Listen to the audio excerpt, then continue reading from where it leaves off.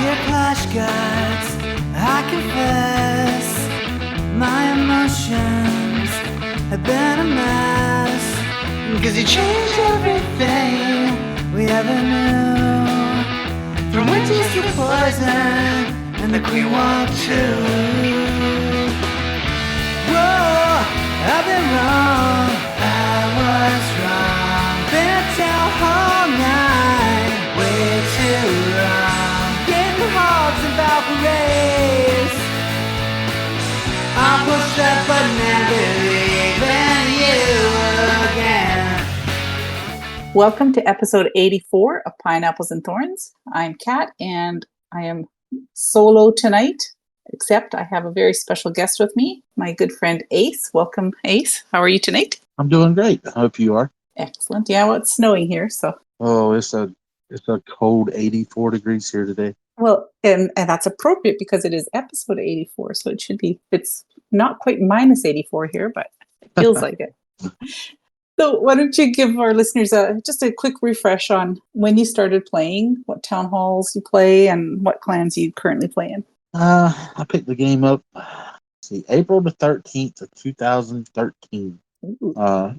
Google keeps reminding me when I picked it up. So I just had my anniversary. So Happy anniversary. thank you. And I'm currently playing a max 16, a 15, a 12, 11, and I have two baby 8s that I'm thinking about bringing up. Oh boy. So I play my 16 in Redthorn. That's considered that my home clan, and my 15 is in Shimmy Jig, and then my other one's in a secret clan with a real good friend of mine, C-Note. So. Excellent. It's a far cry from, I think it was just over a year ago, you just had it was a 15 and your much hated Town Hall 12, so you've come a long way. Yeah, thanks to you and C-Note, conned me into starting a new account. So. Oh, wait a minute. That was all on C-Note. That's not on me. No, I think that was you telling me to hit the button. So. I'm not going to say no. All right, we got a ton of stuff to cover tonight, so we're going to dive right in. Today, there was a video released with Fairy and one of the Clash of Clans devs, Vesa, I think is the right way to pronounce his name. It was called Inside the Builder Hut. It was called Episode 1, so it looks like they plan to release more. And they had released it briefly a few days ago, and then they pulled it quickly offline and released it again today. I think they just kind of cleaned it up a bit and put some titles on it and what have you. They said they want to be more transparent and improve communication with the player base. And one thing that they admitted in the video was that communication is an area that they've been extremely lax with and fallen down on it. So it was really nice to see them talking to us in a sort of a straight from the heart manner. And Vesa spoke about the need for a structural change in how progress is made. He mentioned the need to change how timers on upgrades work, things like that. So, we'll just kind of run through what we kind of skimmed from the video, because I know you saw it as well, Ace. What was your overall impression of it? Did you think it was a good thing that they put this out? Definitely. You kind of know where Vess is coming from with his love of dragons. He is very, very into dragons. But no, he touched on a lot of things that kind of helped a lot of people. I mean, it helped me kind of understand a little bit more what they're trying to do with the because we always argue about heroes down. Why can't we just where we can just keep going? But there's always a reason for it, and he explains it pretty well. It was nice because you don't often get to hear from any of the devs themselves. Like, you hear from the community manager, whether it was Darian or Fairy. They're the face of the game, and they interact the most with the community. But it is really nice to hear from the people who actually build the games behind the scenes, and to know that they're listening to the community. So I found that kind of refreshing. Yes, I agree. So he did touch on the use of heroes while they're down for upgrades. He said that the issue is real. You need to war to get ore, but you can't war if a hero is down, so you don't get ore. So it's a vicious circle.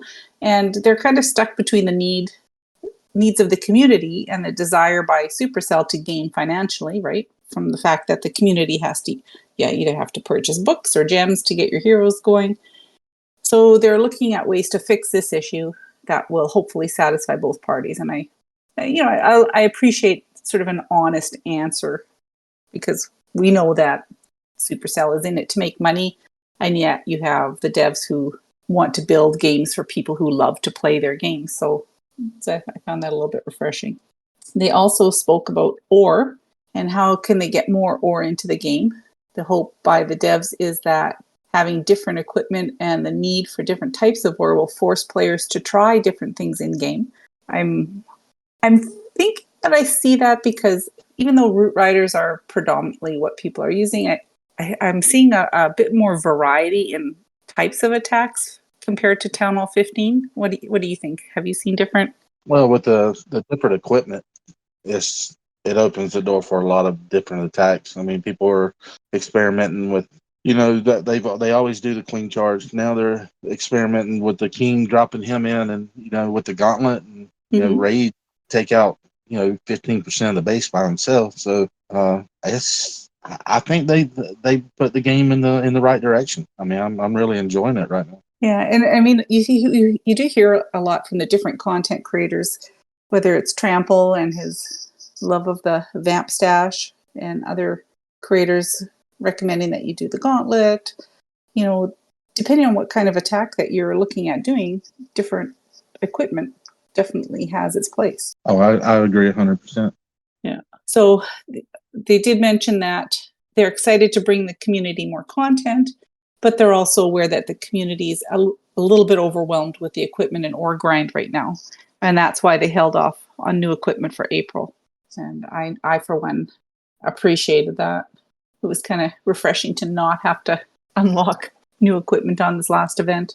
Yeah, I just I think they should let us play with the equipment we have, give us a chance to upgrade it, and then later down the road, throw something else out. Yeah, I agree. Another thing they touched on was the fact that they nerfed the Root Rider, and it's a real struggle how can they balance this troop and the issues around balancing the game in general for both pros and casual players. So they had a conversation around that, and I understand the predicament they're in, because it's almost like they have to build two separate games for people. Another thing that was really interesting, and I think this is something that we're going to see this year, is a solution around the recruitment problem. They did mention those terrible words, global chat, and they did say it was a way that people had to go out into the Supercell, the Clash of Clans community, and speak to people in global chat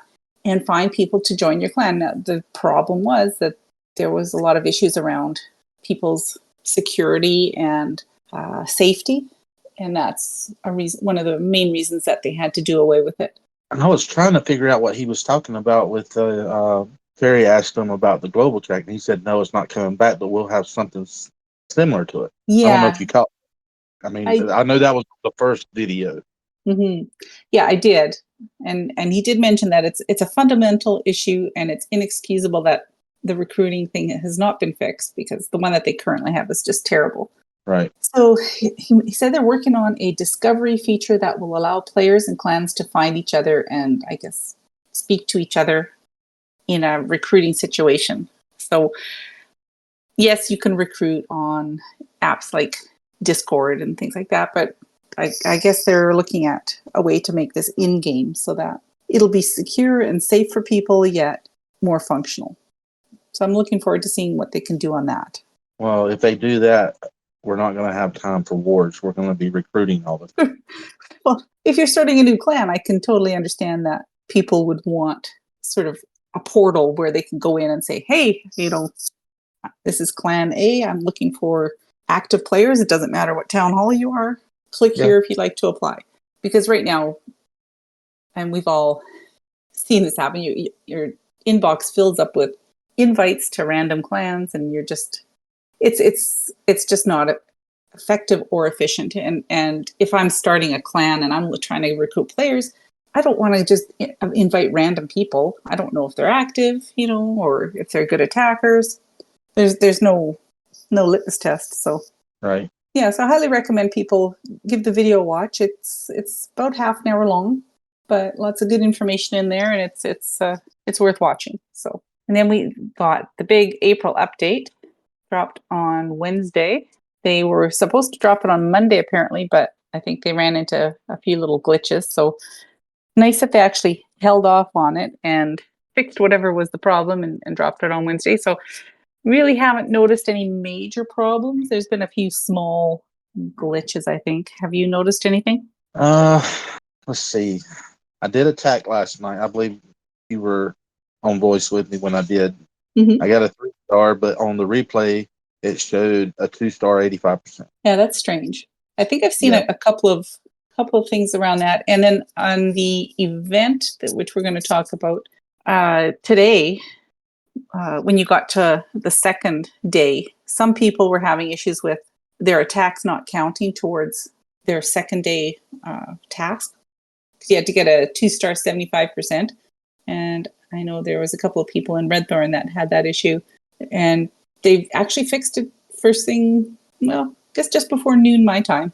So luckily that should be fixed now. So let's just briefly... What's that? I said, give us time. We will find more glitches. We will find more glitches for everybody.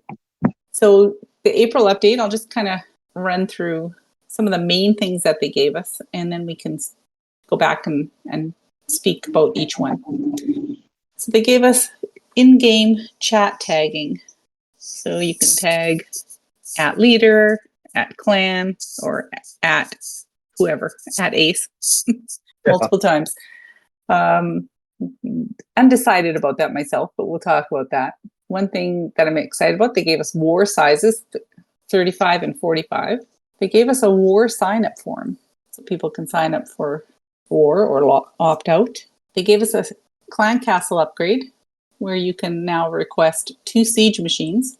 Can't use them both at the same time, but you can request 2 of them. So maybe you can't make battle drill, so you request 2 battle drills.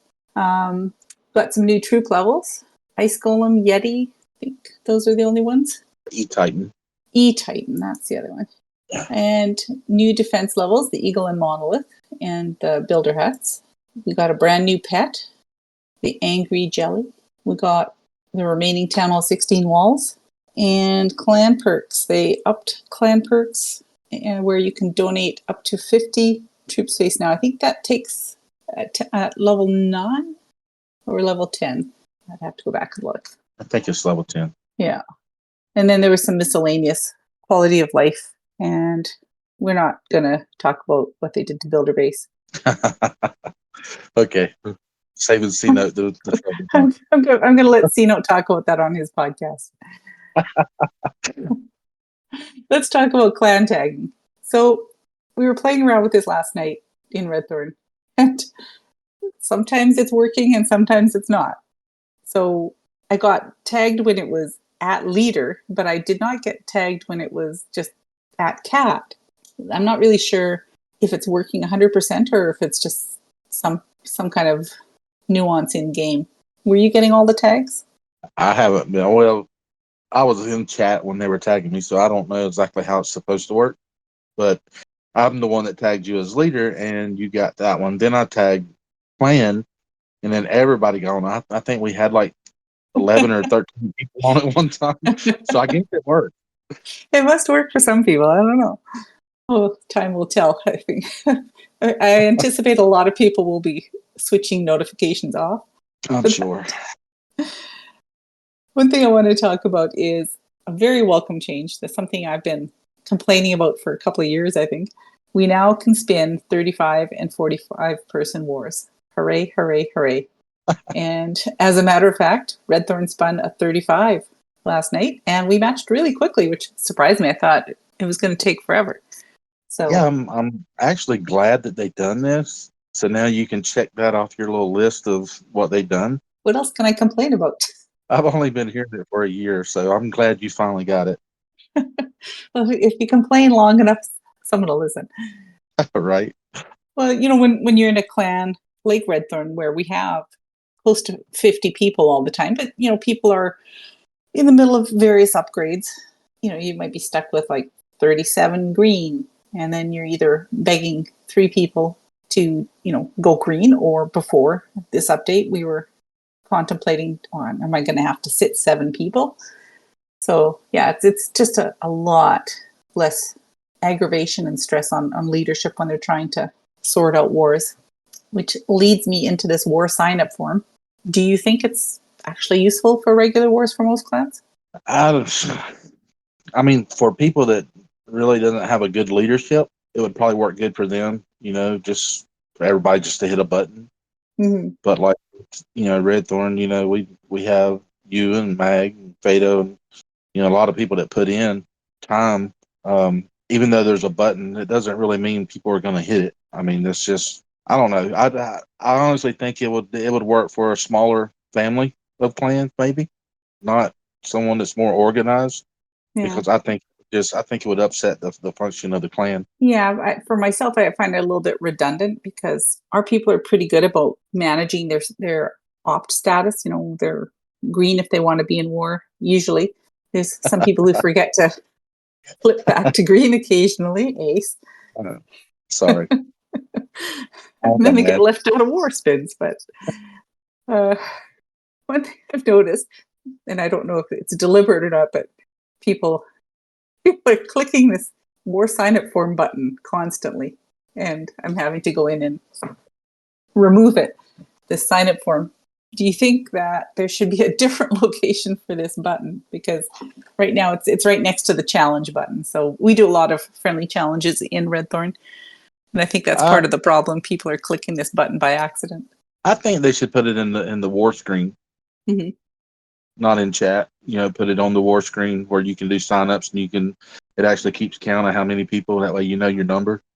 Right. But it's a new button. I call it pulling a doc, because docs real fidgety when it comes to new buttons. So, it's shiny. Yeah, exactly. I just think they need to put it on the war screen. And like I said, if it had a counter, it'd be great. That way, you can keep up with how many people's joining. You know your number. You know how many people you might need to have extra, just in case you're not up to to the number you need. Mm-hmm. But I mean, I don't know. I mean, everything's new. Me myself, I'm old, so I like old ways of doing stuff. This is new, so I don't know. It might work out. Yeah, one thing I was thinking it could possibly be, if, say, you're in a clan and you want to run some friendly wars or something, you could say, well, here's anybody who wants to be in this friendly war, sign up here. Yeah, that would definitely work good. So that might be a use for it. So the clan castle. Now, they're allowing you to request 2 siege machines when you put up your request, but you can't use them both at the same time. I've seen some confusion around that. I'm not really sure why they felt the need. I mean, I guess they wanted to upgrade the clan castle to match Town Hall 16, but they could have just... Yeah, I kind of understand it. I mean, because like me, whenever I'm doing my comp, on the quick train, you don't go through there and pick, a sedge barrack, the barracks, the drill, the flinger, and put it on that one comp. You usually just pick one and works the best for that comp. So not everybody has, 3 sedges cooked waiting. So if you run Root Riders, you either run the barracks or you run a drill. That's the 2 I use with it. Right. Yeah. So it makes it easier to flip back and forth. Right. So in Legends, if I'm using Hydra and I usually blimp, well, you don't know what that base looks like until you hit the button, So, I mean, it's not like you get to study it. So if I don't have a place to blimp to, then, I'd like to have a log roller. Or, I mean, just to be honest, I've tried that 100 different times, and it helps my ground, as far as the king, queen. It'll up and allow them to get in the base. But I kind of like the idea of it. Now, last night, somebody mentioned that there was a possible glitch. He had the 2 siege machines in his clan castle. He used one of them, and then when he went to request, he still had a full CC. Yep. So do you think that's a glitch that you get filled once, but the troops are occasionally staying there for the second siege if you have 2 siege machines? I don't know if it's a glitch. We're not going to talk about it. I kind Delete. of like it. Just fairy, ignore this. Yeah, but no, yeah, I was on voice last night when he said that, and yeah, I mean, I've actually had it twice, but I didn't think nothing about it. I thought I might have just filled my CC on my own and forgot. Because, like I said, I am old, so I can forget very very easily. But yeah, I mean, it's a possibility. I mean, Yeah. I have a feeling it is a glitch, and I hope they leave it alone. Okay, we'll just like, hopefully no one will notice that we said that. We've got some new troop levels: Yeti, Ice Golem, E-Titan, and a new level on the Flame Flinger. Yeah, I like the Ice Golem. I mean, I like the E-Titan as well. I don't really use Yetis that much, but as far as in my CC, you can tell the E-Titan's lasting a little bit longer, taking a little Yeah, bit more. So yeah, I mean, I'm happy with with the levels they gave. yeah. I haven't tried the Flame Flinger new level yet, so I'm sure we'll see a little bit more of that used for funneling. We got new defense levels. The Eagle went up a level. The Monolith, I know you're super excited about that, went up to level 3. And Builder Huts went up a level. I am more excited about the builder huts than anything. Are you? The builder huts are crazy. Them things will take down an RC. I Mm-hmm. mean, a queen. They're very underrated. I mean, them things are great. I agree. So many times you're trying to take down a storage or some other building, and that builder guy is just working away, keeping that thing alive and delaying. You can time fail. Oh yeah, very very easily. Okay, let's jump in and talk about the new pet, the Angry Jelly. So, when activated, he forces the hero to target defenses. And there's been a little bit of discussion about which hero you should put this on. Have you used it? What do you think? I tried it on the king, and I mean, I rushed mine to level 9. Actually, it might be going 10 now. I'm not sure, but it worked for, I don't know, 5 seconds. It seemed like he bypassed the CC and went straight to an Inferno, which usually, everybody knows the king's going to hit anything in his way. So it worked for that, and then right after that, he just turned around and started hitting the CC. So I'm not sure. I'm not a fan of it right now. The jury's out, right? Yeah, mine is still upgrading, so I have not had a chance to try it out at all. I've heard that most people are trying it on the king. It wouldn't make sense to really. I think it's very hero specific. Yeah, I mean the RC already goes for defense. The warden pretty much follows anybody else. It doesn't have its own specific job. It's just a follower. The king and the queen are the only two that I think would be worth putting it on. And like I said, I mean at level 9, it worked for 5 seconds, and then it just quit working. Interesting. Clan perks. Starting at 9 and up, you can now donate 50 troop space. So if somebody requests 50 archers, have at it. Don't love that part, but but if they request 10 hogs, you're golden. well, I mean, everybody knows that I donate a lot. That's just I hate seeing requests up. I feel it's my obligation to fill it.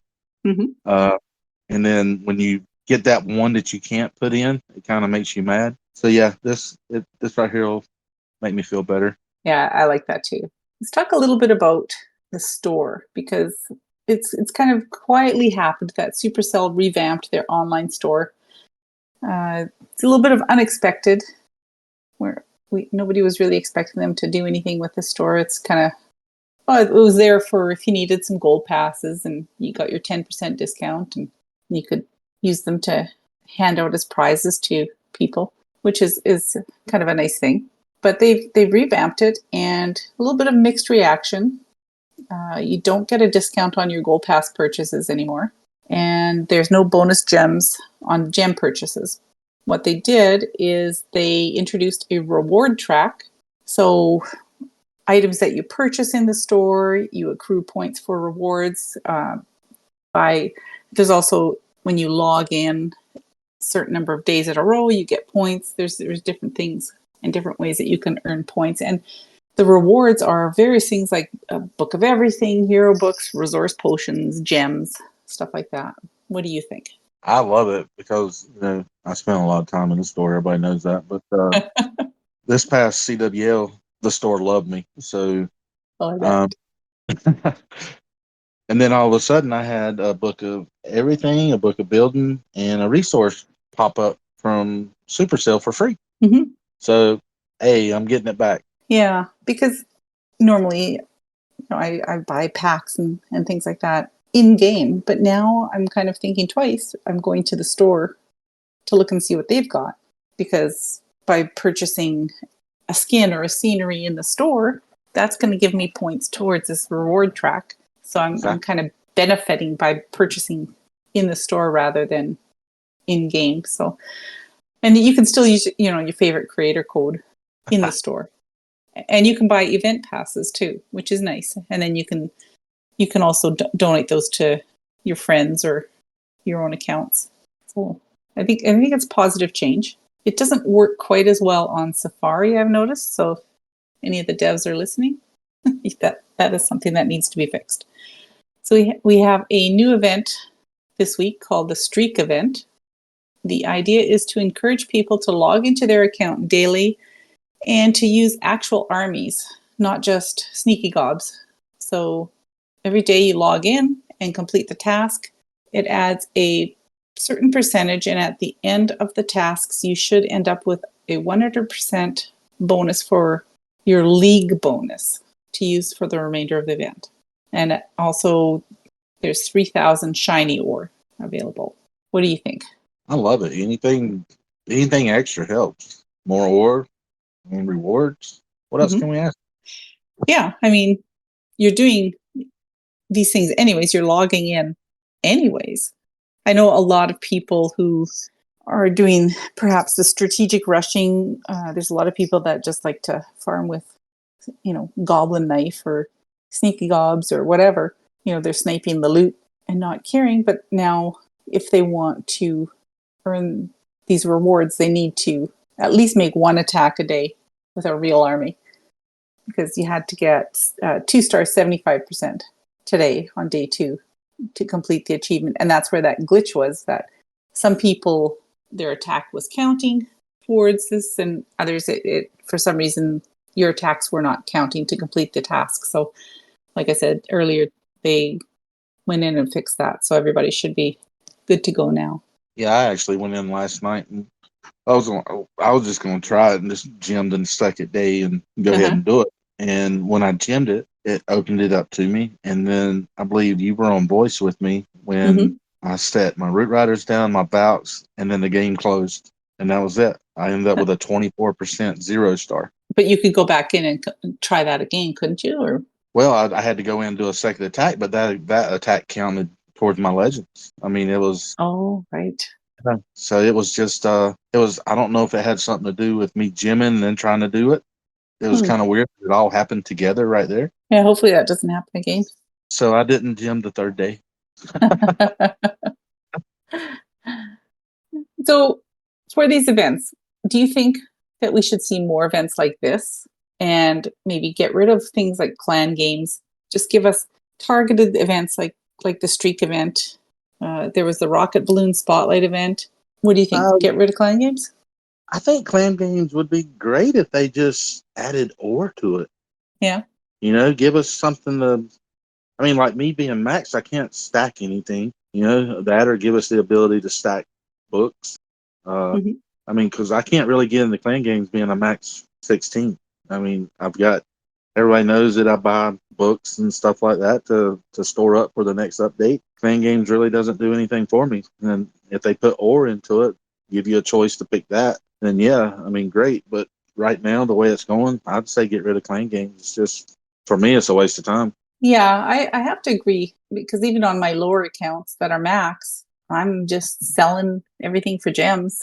It gets to the point where you can't collect anything, and there's a lot of months that on my 9s in particular, I'll just skip doing clan games. They're parked in a clan that I don't bother doing clan games in. But it's getting, also with everybody getting close to being a max 16 now, most people have things saved up, so they don't really need runes and loot. I Yeah. think if they did put a focus on ore in the clan games, that would spark people's interest in it. Agree 100%. Yeah. All right, let's chat a little bit about heroes. In the past, our focus has always been max your queen, get her maxed. The king can just sit there. He's not important. With Town Hall 16 and the equipment, I mean, it's really not so much about maxing your heroes anymore, especially you can use those potions to have max heroes. But we're looking at all the equipment abilities. Which hero, in your opinion, is the most important hero in the game at the moment? And which abilities are you currently using? Well, I've thought really hard on this one. And, the Lalo guys are going to scream Archer Queen, of course. Mm-hmm. But to me, I think that the BK is the most important as of right now with the equipment that he has. I'm running the Rage with the Gauntlet. Yeah. And I also do something that nobody in the whole world of Clash of Clans is doing. I'm running the Yak with them. I can't park my Yak for some reason. That thing has been my best friend ever since it came out. So he's still with the king, and he takes a lot for the king. I mean, he'll take a bunch of hits and let the king keep going. So I just, as of right now, the BK with the Yak and Rage with the Gauntlet. Have you tried other pets on the king? I have. I've tried, the Phoenix, which everybody pushes me on the Phoenix, but I can't stand it because it does nothing through the whole attack except for when the king dies, and it brings it back for that, 5 or 6, however long it is. And it just, to me, it seems like a waste of time. At least the Yak is helping the king knock stuff down, go through walls. Diggy will help. To me, the Phoenix is just worthless to me. Yeah, I have to agree. And I know some people swear by it, but yeah, I love the poison lizard. That's usually on my warden. And I never used to, like, when it first came out, I was like, can't be bothered. But then I started to see it in action, and it really does a lot of work. But I can't really be bothered with the Phoenix. I agree. And I have watched your attacks with the Yak, and it's done a lot of work. So now everybody's going to want to use the Yak on their king. It definitely puts in the work. I mean, even if the king dies and the Yak somehow is still alive, it's still going around knocking stuff down. And, it doesn't fall in with other heroes. It kind of wanders off on its own after the king dies and just starts taking stuff down. Yeah. And I love that about it. Well, it's going to be interesting to see with Town Hall 16, there's still room for more pets. Like, okay, so now we've got the Jelly and the Fox for Town Hall 16. So I would imagine that they're probably going to give us 2 more. So it's going to be interesting to see how that's going to affect the dynamics on the game. Right now, I'm not sold on the Jelly, but that could change. Specific attacks, maybe on a queen charge with hybrid, queen charge hogs might have an effect. But no, that's going to be something we'll see in time. Well, maybe we'll have a pet E-Drag or a pet hog. I would have a pet E-Drag. That would be awesome. I would love to have a pet E-Drag. If Vess is listening, we need a pet. That's a drag. That would be an E-Drag. Or, hey, how about, what is it? No, I'm not even going to say it. I'll save that one for later. I don't want to give nobody. Save that one? Okay. All right. So our good friend, C-Note, on his show, told us the story of his multiple encounters with a large mutant possum on his deliveries. And very strangely, a mysterious mutant possum account has appeared in-game and is stalking C-Note from clan to clan, asking for a cup of leg. So we figured we would help him track down the perpetrator or perpetrators. So we're going to do our top 5 suspects in the mysterious mutant possum account hunt. Who's your number 5 suspect, Ace? Number 5 would be Lack. He's just too quiet. He sits back, but he listens to everything. He does, doesn't he? Yes, he does. My number 5 is the man himself, C-Note. He's the king of shenanigans. And I wouldn't put it past him to do this himself. That would be great. Just for content. That would be great. Who's your number 4? My number 4 would be Cool Rick. Ooh, because he's quiet. He doesn't show up much, but he does listen to the podcast, and he has mentioned the mutant possum before. My number 4 is Lack. Similar reasons as you. He's quiet, but he takes in a lot, and he's not as innocent as he pretends to be. No, he's not. Who's your number 3? Number 3 would be Catfish. He's just known for doing stuff like this. But He does have a history, doesn't he? yeah, he does have a big history of playing around with names. So yeah, I have a feeling because he does kind of pop in occasionally and give a couple hints every once in a while. My number 3 is Cool Rick. I think our lists are quite similar. We know these people somewhat well, and yeah, Cool Rick. He's also got a bit of a history there. Who's your number 2? Number 2 would be Duck. Oh, Yeah, I just I don't know. It's just I've been watching the server lately, and he's been throwing some pictures up, some screenshots and stuff like that only people in the clan would see. So my number 2 is Catfish. Again, for the same reasons as you. He's got a long history of shenanigans and trying to get under people's skin by doing things. So I have a feeling our number one's going to be the same person. it's your number 1. My number 1 is Fuzzy. Oh, that's mine too. He's on it too hard. Everything he posts, all the pictures with the mutant possum. Mm-hmm. He just jumped into it too heavy, and I have a feeling that it's going to be him in the long run. I have a feeling it's going to be. I think so too. If it's not him by himself, he's the ringleader of a group of people, because the account is just showing up in strange places where Fuzzy is a presence. So he's the prime suspect. Can we do a bonus person? Do it. Who's your bonus person? I think Trample might be involved a little bit. Well, that's interesting. Yeah, I have a real, because if you think about it, you have Rick, Duck, and is Fuzzy ever in the Good Guys? Does he have an account over there too? Not sure if he has an account there, but I know he's in their server. Okay, so there's 3 out of our 5. Actually, there's probably more. Maybe it's all of them. Yeah, all of them. They all might be in cahoots together. Who knows? We'll find out eventually, I'm sure. I still like your number 5, though. I just don't know if that's true. Then it's going to break my heart that he done that. The laugh will be on us. All right, it's time for some shout outs. Do you have any shout outs? Yeah, I'll shout you out for having me on. I love coming on and talking, even though we talk every night. It's always a pleasure. And shout out my boy C Note. Everybody knows we got a bromance, so I always got to call him out. And my boy Doc, man, he showed up in the esports and was worried. And man, he's put on a good showing. I'm proud of him. Yeah, he's awesome. All right, my shout outs. I'm gonna shout you out for coming on the show, and I really appreciate it. I'm also gonna shout out Fado and Peter, my co-hosts, my normal co-hosts. They're on a bit of a break. Fado's on a class break and a podcast break for the summer, and Peter is taking the summer off from the pod. So hopefully we'll see both of them back in the fall. Thank you everyone for listening. The CFF is a family of clans who love to play various games such as Clash of Clans, Clash Royale, among others. You can send questions or comments to us on Twitter at RedthornCOC. To get more information on our clans, events, and podcasts, join the CFF Discord at discord.gg/clashpots.